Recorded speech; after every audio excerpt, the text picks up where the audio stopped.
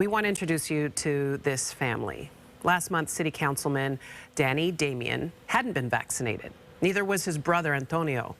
They had doubts. They questioned the need and the safety of the vaccine.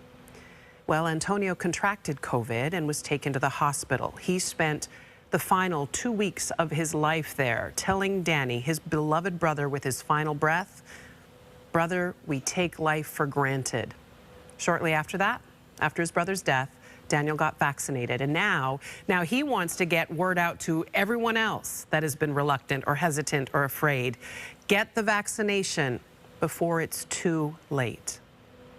Baldwin Park City Councilman Damian is here with me. Damian, thank you so much for being here. And first of all, darling, my sincerest condolences. How are you and his family doing? Because I know he left behind a wife and children, your nieces and nephews. How is everybody? Well, first of all, thank you very much. Good morning. Thank you for having us. His wife and his youngest daughter, his 6-year-old, are currently staying with us at home since the tragedy happened. That's just been a way that we've been able to cope with what's been going on and just be there and support each other, especially my mom. Yeah. So it's something it's very devastating. We're just trying to do the best we can just to stay strong. Yeah, lean on each other, right? Exactly. Get through this tough time. Listen, I want you to take us back to before when your brother was alive and healthy and you both had your own thoughts and feelings about the vaccination. Talk to us about where your headspace was at that time. Yeah, so, my brother and I had various conversations. He and I had spoken a lot about the vaccines and should we get the vaccine, should we wait? And so we were at a point to where we decided that we wanted to see what more data would come out in regards to the vaccines. I personally felt that we were dealing with a double-edged sword.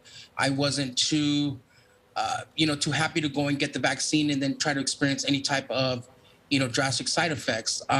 So that was something that he and I basically did discuss and said, you know what, let's hold off a little bit. My mother also held off. Then I had a conversation with her and I said, look, you're going to go see your doctor, speak to your doctor. Let's see what she tells you. If she tells you to get the vaccine and you want to get it, get it. And so that's what ended up happening. She ended up having an appointment with her doctor and she ended up getting her first vaccine in June. And I honestly think that if she would not have received that first vaccine, I don't think that she would still be here with us or maybe even be hospitalized. She had very mild symptoms. Okay, so that's where your heads were at. At what point was your mind changed? Tell us about your brother getting sick and the conversation. And I know this is difficult for you because this was a very, very short time ago. And this is your beloved sibling. This is somebody you've known your entire life, somebody you love with all your heart. Yes, of course. So my brother contracted COVID, tested positive on July 5th, right after the 4th of July weekend. We assumed that he caught the virus probably about Wednesday. That's when he started feeling a little kind of like a runny nose. He thought it was maybe allergies. And we think that he probably caught it at work. He ended up going on a trip with my mother, my aunt, his wife, and 6-year-old. All three of them contracted COVID over that 4th of July weekend. So when he tested positive on July 5th, he called me right away and he said, please go get my mom tested. I tested positive for COVID. So my mother, instead of getting her second vaccine on July 6th, which was when she was supposed to be scheduled for her second vaccine, she ended up getting tested and tested positive. That's when my eyes opened up, because when I noticed that my aunt, who's 81 as well, had both vaccines and only had a mild temperature for 1 to 2 days, then my mother, who only had one vaccine, suffered very mild symptoms.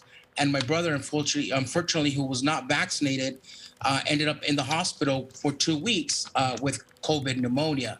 That's when I said, you know what, I can't wait any longer. These vaccines have some type of protection. It's time for us to get the vaccines now. And while he was hospitalized, I went to Kaiser to get my first vaccine. You obviously are dealing with grief, and I'm sure you're dealing with some regret now. Definitely. Honestly, I strongly believe that if we would not have waited as long as we waited, I think that my brother would still be here with us. Maybe he would have been hospitalized, but I think that he would have maybe had a better chance of, beating this virus, because I seen day to day, through FaceTime, obviously, because we couldn't visit him, how his health deteriorated So day after quickly. day. And how, Yeah. yeah, his What's your oxygen. message, Councilman, for people that are out there hesitant, reluctant to get the vaccine? Don't put your family through the pain that we're currently going through. I decided to use my family's pain to send this message out, a clear message. Get vaccinated. The vaccines work. We have to trust the science. There's a lot of people out there who are on the fence. Not that they're against the vaccines. They just probably feel the same way we do. We didn't know how secure or how safe these vaccines were. Speak to your doctors. Let he or she tell you what's best for you, and let them tell you if you should get the vaccine or not. But honestly, I'm going to send the message out every time that I can, and it's get vaccinated. We can't afford to lose any more people. Unfortunately, we made the mistake to wait too long, and now we are paying the consequences. Councilman Daniel, because right now you're just a grieving brother and a grieving family member, we send you our best. I'm so sorry that this was a painful, painful lesson, a painful mistake that your family had to endure. I'm so sorry for your loss, and our best to you. And thank you for sharing your message with others. We hope folks will listen to your cautionary tale. Thank you for being here.